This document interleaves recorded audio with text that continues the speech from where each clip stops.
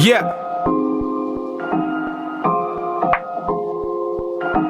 Cloud Beats. Yo, it's Issaiah, man. We in Paterson, New Jersey right now. Salute to It's Theorematic. They like, damn nigga, we don't really hear from you. But I've been cooking, shit is finna be an ill summer. Bad bitches never give a nigga a real number. Doubt the same nigga with a deal probably still want you. I get on, they start to screaming like, that guy knew I never changed, so when they see him, feel like deja vu. Them 16s that kept a nigga out that 8x2. And fuck love, I made a vow to never say. Just always being surrounded by music. Me rapping myself, I was always around rap because of my brothers. And my best friend, his older brother was a rapper. So like he would always be writing at the studio, showing us his work. So we eventually picked up on it, started writing our own. And I was like not good at all in the beginning. But eventually, like at the time, you know, I stopped writing random shit and I started writing about the shit I was going through and the shit that I wanted to change, and shit that I seen, shit that I already had been through. And that's when the songs started to come out. That's when I was actually making music rather than just writing bars. Still killing each other, I wonder why. And pumping still serving they mother, I wonder why. Yelling even raising your kids, I wonder why. Foolish niggas still. Because it became therapy. You know what I mean? Like I started voicing my thoughts and shit that I was going through, like all the shit that was weighing on me. You know what I mean? Then I just became obsessed with just being the best at it and just trying to become as good as I can be, you know what I mean? And I knew with time, and I saw the growth every time I wrote a new verse or I wrote a new song. I felt myself getting better. So I just took that mentality and just went like, hit the ground running with it. In the 90s, it was Knickerbockers and Nikes, mid-tops, white airs was known as Icy's, boombox, bumping some Big L shit, that was the local DJ. Nah, I wouldn't say there's pressure. I think there's just a lot of work to be done. You know what I mean? We live in a city where the mind state is like, fuck life. You know what I mean? You got kids that don't give a fuck about nothing.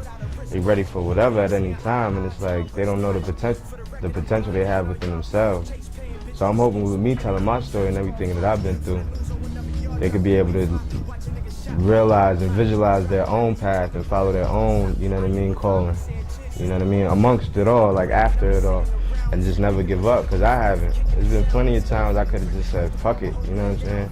Left it alone and just been a regular dude on the corner getting bread, or behind bars, or in a casket, you know what I'm saying? But I wisened up. I was able to understand, like, if I do that, there's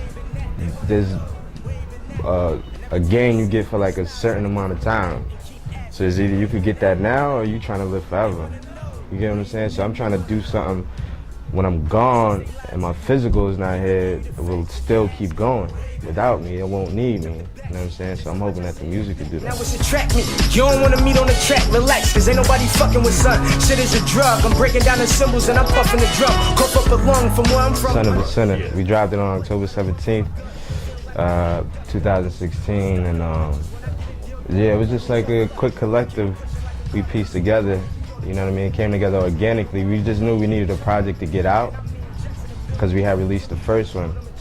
So as I was writing, it just, you know what I mean, it started gearing towards more of a story and how it came up, and then that created the theme itself. And as the records like kept coming and we kept recording, it just built itself, to be honest. Like it happened within like a 2-month frame.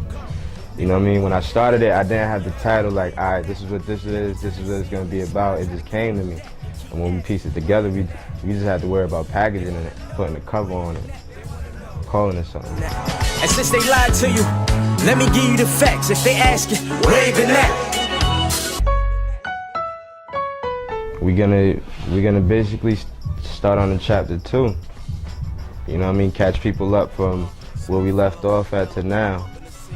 How much progress we made, how many losses we took, the people we lost, the people we gained, you know what I'm saying? The things that we learned. The fucking brick walls we hit and shit like that, you know what I'm saying? Just the story for the most part.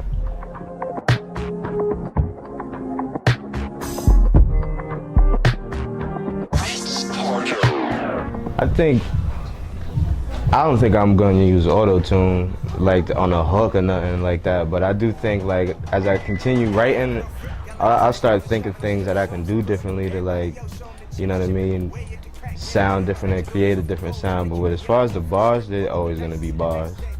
We're not gonna like compromise that for nothing, you know?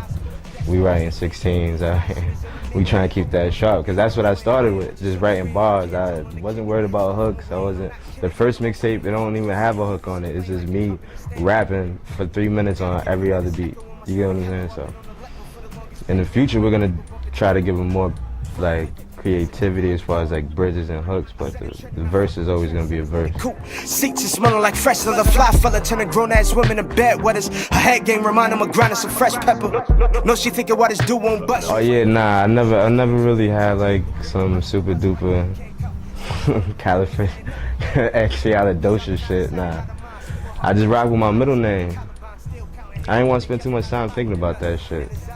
You know what I mean? I really do want the music to just be its own, do the work on its own. If I do that, it don't matter what you call it. You know what I mean? You can put Pepsi in a Coke can, you wouldn't tell the difference. Play the cards dealt when they pass around it. From a city where the blind don't even fold. Keep going for yours and settle for nothing. And better than message of begging for nothing. Confidence, you know what I mean? Motivation, desire to want more. Feel like you deserve everything. You know what I'm saying? Don't be satisfied with nothing. I wake up uncomfortable. Even when I get a come up or I make a step forward, I still feel uncomfortable. I need more. I got so many people that around me that I want to provide for and do things for that I feel like I can't right now. And now I feel uncomfortable. I don't like that. You understand what I'm saying? Like, we just got into an apartment, but I still feel uncomfortable because my father still lives in the project. You get what I'm saying? So no matter how nice my shit look, I'm still uncomfortable because in the back of my head, that's there. You know what I mean?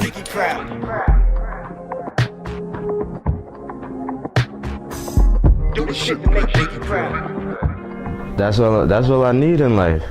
You know what I mean? That's what I want to do. I'll be able to do more. Most 8 hours of my day go to working for somebody else that followed their dream and their passion. They made it happen. You get what I'm saying? If I could dedicate my 24 to me and the things that I want to do, and the music that I want to create and develop it and present it to people the way I envision it in my head, there's gonna be no turning back after that. You know what I mean?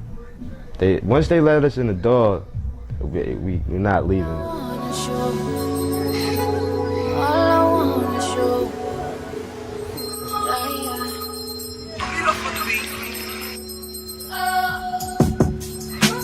I know that she down for whatever. Try to do her, couldn't do it better than us, and the trusses were torn so far. Try to walk out, sat on my sweater, her hair on my pillow. How could I forget her? Nights full of sex, I know you remember. If life had a price, spend it together, and if not, where do I go? Who do I call? Who do I hold? Who gives me that all? Emotions and scars, puffing on pouring and pouring a penny. You get defensive, that shit don't offend me. There's plenty potential. You've been so special, I did you so wrong. So forgive me, and she say, did you love from the start? Why you think it's so dark? Was there ever a spark? Why you tears apart?